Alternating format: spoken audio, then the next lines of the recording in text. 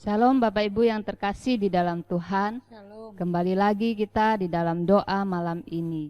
Biarlah kita terus semangat dan sukacita menjalani hari-hari kita. Kita mulai doa malam ini, kita nyanyi janji yang manis. Biarlah kita terus teguh dan percaya bahwa Tuhan berjanji tidak akan melupakan kita.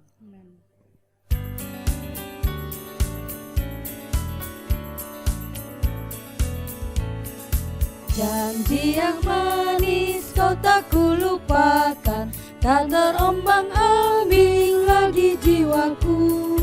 Walau lembah hidupku penuh awan, nantikan cerahlah langit di atasku. Kau tidak akan aku lupakan, aku memimpinmu, aku membimbingmu. Kau tidak akan aku lupakan, aku penolongmu, yakinlah teguh. Mari kita yakin akan janji Tuhan, bahwa Tuhan tidak akan melupakan kita.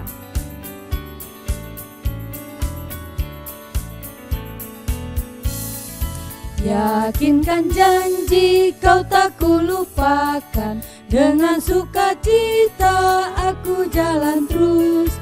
Dunia dan kawan tiada ku harapkan, satu yang setia, Yesus penebus. Kau tidak akan aku lupakan, aku memimpinmu, aku membimbingmu. Kau tidak akan aku lupakan, aku penolongmu, yakinlah teguh. Ya Tuhan, kami sungguh bersyukur punya Allah seperti Engkau, Allah yang berjanji tidak akan melupakan kami. Terima kasih ya Tuhan, Engkau terus mengingat kami, bahkan di saat-saat sulit di dalam kehidupan kami, Engkau ingat kami, bahkan Engkau menolong kami.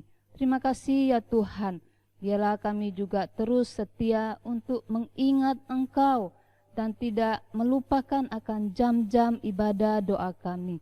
Kami bersyukur malam ini ya Tuhan, kami boleh bersama-sama untuk bersekutu di dalam doa.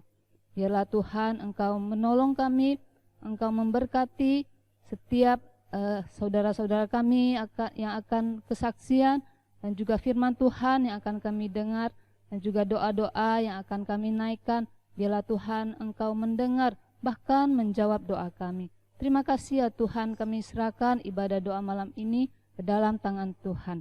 Hanya di dalam nama Tuhan Yesus kami bersyukur, kami berdoa. Amin.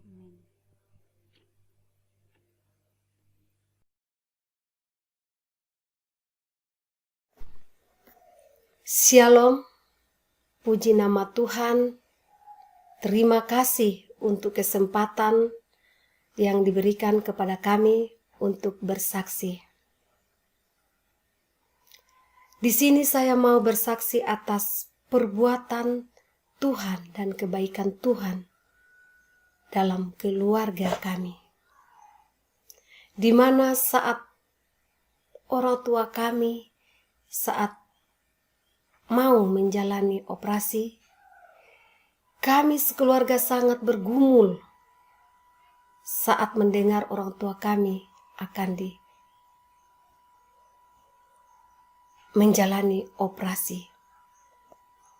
Kami pun anak-anaknya merasa takut karena kami merasa bahwa operasi yang akan dijalankan orang tua terkasih kami itu adalah operasi yang sangat besar. Dan saat itu dokter telah mengatakan bahwa ada dua pilihan yang harus kami pilih, yaitu apakah ibu terkasih kami mau di laser atau diangkat batu empedunya untuk dioperasi. Lalu dokter tersebut kami memilih untuk dioperasi.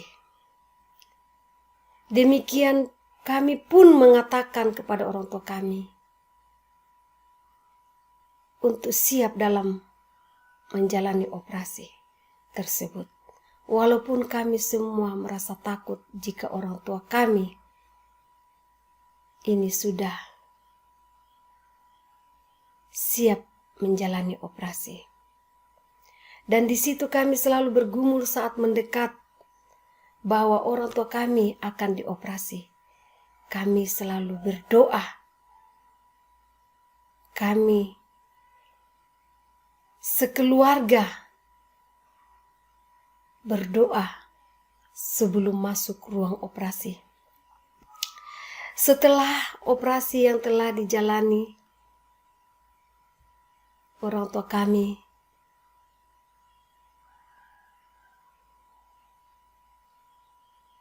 selesai dan kami dipanggil oleh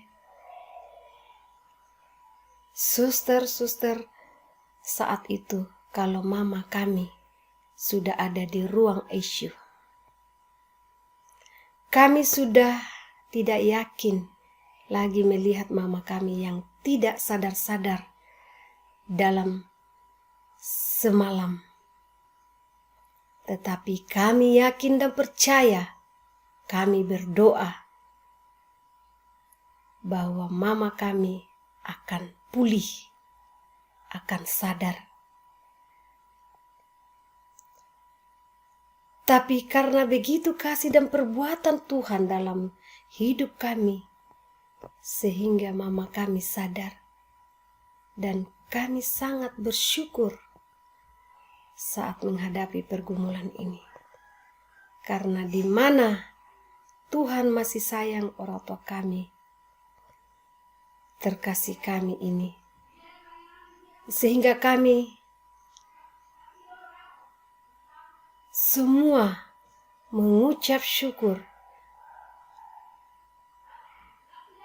atas perbuatan Tuhan di dalam hidup kami hari lepas hari.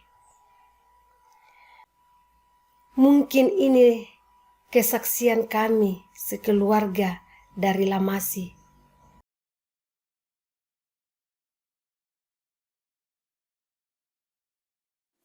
Shalom Jemaat GKI Palopo.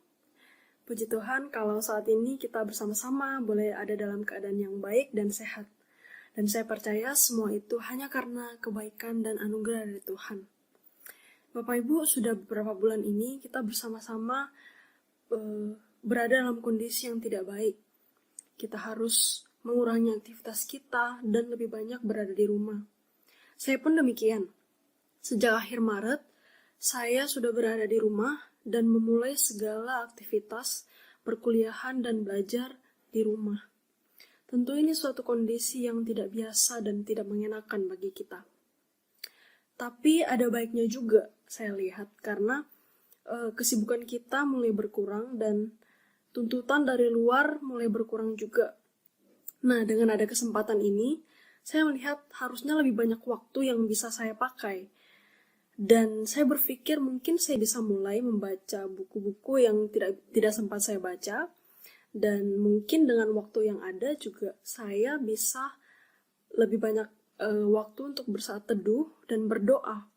Karena ketika sedang sibuk di kampus, rasanya kepengen mengerjakan tugas, menyelesaikan tugas, dan tidak pernah bisa benar-benar menikmati waktu bersama dengan Tuhan. Tapi ketika saya beberapa bulan menjalaninya di tempat ini, ternyata yang terjadi adalah tidak sesuai dengan yang saya harapkan. Saya tidak menjadi lebih banyak berdoa, saya tidak menjadi lebih banyak bersaat teduh dan dekat dengan Tuhan, dan saya jadi berpikir sebenarnya di mana masalahnya.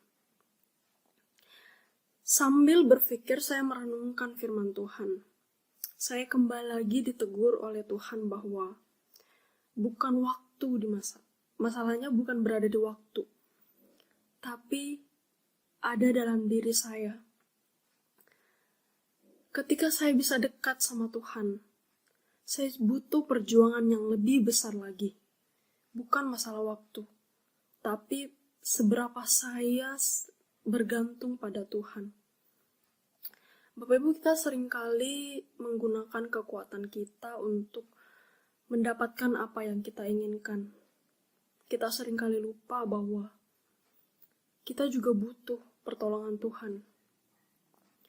Jadi kalau hari ini kita boleh mengenal Tuhan, hari ini kita boleh dekat pada Tuhan, itu semua hanya karena kebaikan Tuhan, hanya karena anugerah Tuhan. Dia yang terlebih dahulu mencari kita, bukan kita. Saya melihat bahwa, ya benar, natur manusia adalah natur berdosa. Natur yang secara alami tidak mencari Tuhan. Tapi natur yang ingin menikmati keindahan dunia dan menikmati dosa.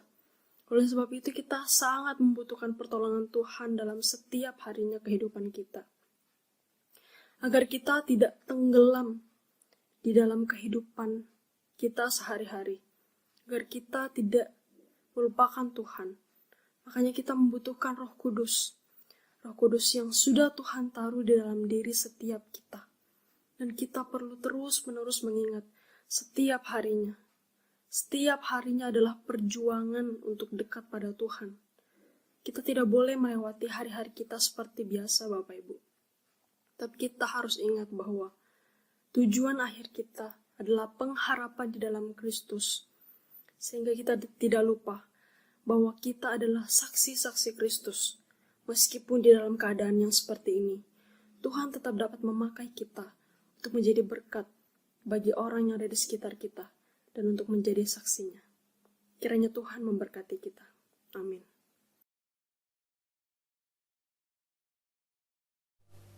Shalom jemaat sekalian, bersyukur untuk kesaksian Ibu Erni, berharap segera bisa beribadah kembali bersama saudara-saudara kita yang dilangasi. Terima kasih juga kesaksian saudari Weni Cham, putri Pak Hendra, Ibu Fonce, yang saat ini sedang studi di Saat Malang. Kesaksian dua saudara kita ini tentu menyemangati iman kita dan kembali mendorong kita untuk terus belajar bersyukur dalam segala keadaan kita. Terima kasih untuk kesaksiannya. Dan sekarang mari kita baca Injil Matius pasal 28 ayat 19 dan 20. Karena itu pergilah, jadikanlah segala bangsa muridku, dan baptislah mereka dalam nama Bapa dan Anak dan Roh Kudus, dan ajarlah mereka melakukan segala sesuatu yang telah kuperintahkan kepadamu. Dan ketahuilah, aku menyertai kamu senantiasa sampai kepada akhir zaman. Bapak Ibu Saudara, kita fokus pada janji Tuhan Yesus di sini. Janji penyertaannya kepada semua murid yang mengemban amanat agungnya. Bapak Ibu Saudara, kita percaya Tuhan sanggup dan masih mau melakukan mujizat. Amin. Tetapi apakah itu berarti kita boleh tinggal diam, berpangku tangan, dan dengan pasif menanti Tuhan menolong kita dan melakukan mujizatnya bagi kita? Mungkin sambil rebahan seharian, udah rebahan hatinya selalu menunggu-nunggu Tuhan Yesus tiba-tiba muncul, memberkati dan membereskan segala masalah-masalah kita. Apakah bisa seperti itu? Kalau Tuhan Yesus bisa saja melakukan semua itu. Tetapi bukan itu yang dijanjikannya. Yang dijanjikannya di sini adalah aku menyertaimu bersamamu. Nah, janji penyertaan Tuhan ini tidak berarti bahwa hidup kita ini akan tanpa masalah. Bukan. Tetapi artinya adalah bahwa hidup kita sekarang ini sudah memiliki kekuatan rohani yang baru, yaitu kuasa kebangkitan Kristus. Kuasa yang sudah mengalahkan iblis itu akan memampukan murid-murid Yesus untuk menghadapi segala perkara, baik menghadapi kesulitan-kesulitan hidupnya maupun juga menghadapi kuasa-kuasa dosa. Artinya Bapak Ibu Saudara, kedaulatan Allah, kemampuan Allah untuk melakukan mujizat itu tidak meniadakan tanggung jawab kita. Ya. Sebaliknya, justru itu memberikan kekuatan kepada kita untuk melakukan tanggung jawab kita. Maka, mari jangan biarkan masalah dan pergumulan itu melumpuhkan kita. Mari kita percayakan diri kita kepada Allah, ya.